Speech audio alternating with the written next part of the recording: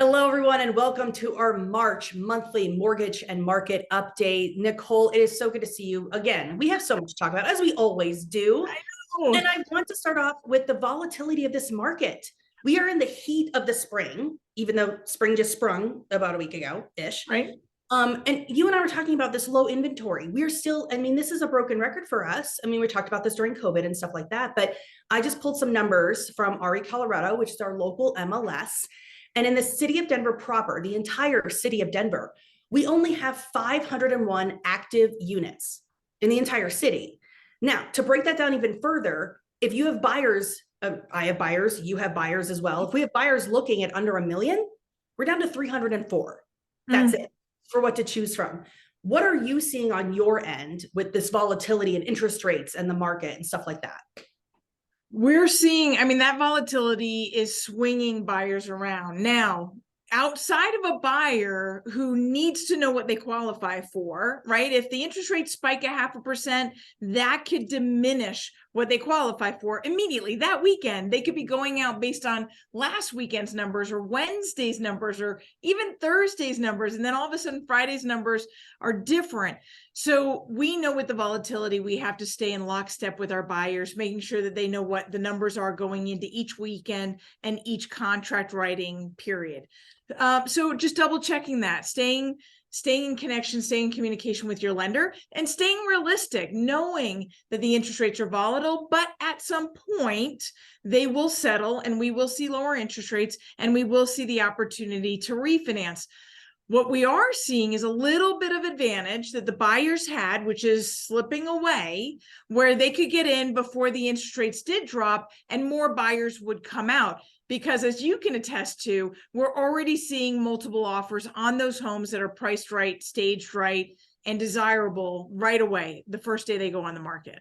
Exactly. Depending on, like you just said, if you're priced right, first and foremost, in the right location with the right curb appeal, and maybe possibly the right updates. I know some buyers can come in and maybe do their own touches, cosmetic, maybe redo a bathroom or maybe a kitchen if they have the money. But at the same time, we got to hit all that criteria. We got to hit all the bells and whistles for that buyer or those buyers to then submit said offers and get those properties under contract, which is why I'm working with first-time home buyers right now. And we just went out this past Saturday morning to look at homes. But by the time we got to Saturday morning, our list of 6 was down to 2, maybe 3 with an open house. So with that said, these investors, I feel, are coming back into the market now that we are, post-COVID-ish, and they're getting back in there and they're buying these properties, they're swooping them up.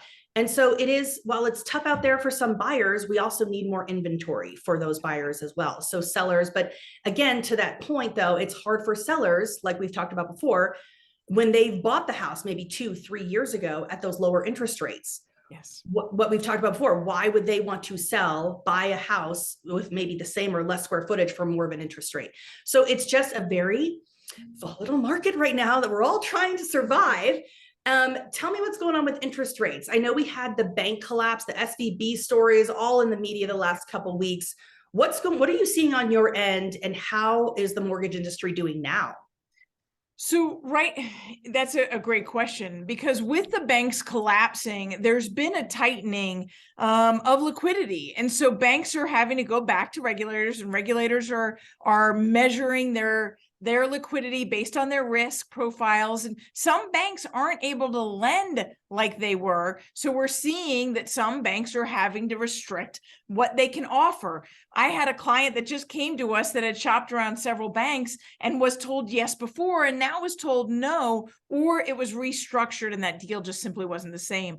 Now, Fannie and Freddie are not subject to this. So a conventional loan with either Fannie Mae or Freddie Mac, or even an FHA, VA, USDA loan backed by the government, you're not going to have these changes of restrictions and changes of credit policy as much, because they're not being impacted by what's happening at the bank level right now.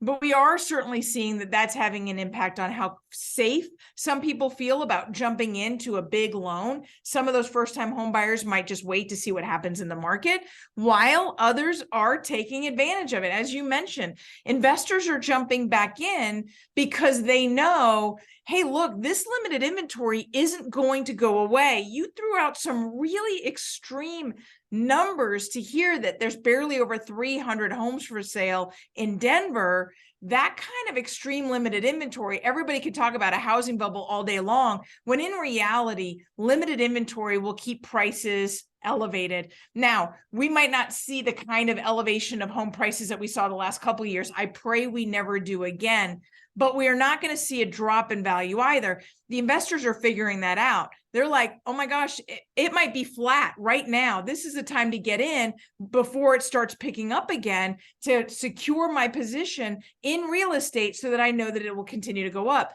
Meanwhile, the sellers that don't want to trade to a smaller home for more money, they're not going to sell. And people who own a home and can move into another one and turn that into a rental, they're not going to sell that home.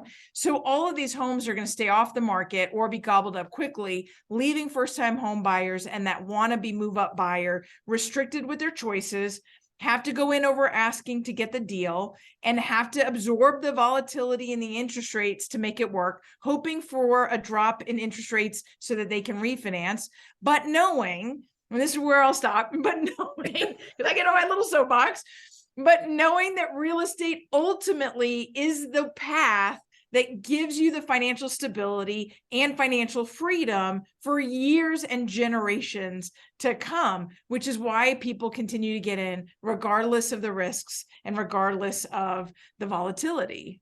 Absolutely. And you are a testament to that. I'm a testament to that. We're both real estate investors, and that's why we keep buying properties, because like you said, the equity in them will be there. The equity will keep growing. And like you said, if something should happen, we could always sell one of them, rent one of them, etc. But also to take in consideration, we still have people moving here. So like you said, those first-time home buyers are scared. Families are still moving to the Denver metro area. They're now scared because they're like, where's a house to buy? I mean, yes, there are homes on the market. And the numbers that I gave you were just Denver as a city, and there's Lakewood, there's Littleton, there's Aurora. We can pull all sorts of numbers. So people are still moving here. But I want to touch on the fact that you and your team made a recent big move to Movement Mortgage, which I'm super excited about. Tell me why it was time for you and your team to go to Movement Mortgage. So this change, I am hopeful that it will be the last change. I'm a very loyal person. I was at my previous company 10 years. And then I did change to a company for 7 months. Good company. But I'll tell you that the change to Movement Mortgage was simply an alignment of core values. So Movement Mortgage donates almost 50% of their net profits towards home ownership. They have an entire strategy towards getting minorities into home ownership, Blacks into home ownership, Spanish speaking into home ownership, opening up the path. We just created one of the first Spanish applications, mortgage applications, which is interestingly rare. It shouldn't be, but it is. And so Movement Mortgage has a loan application all in Spanish. And I love that because it's just opening doors. They are so fully invested in the path to home ownership that it aligns with the Rueth team's goals of opening up that opportunity to as many people as we can. So that alignment was really something that we believed in.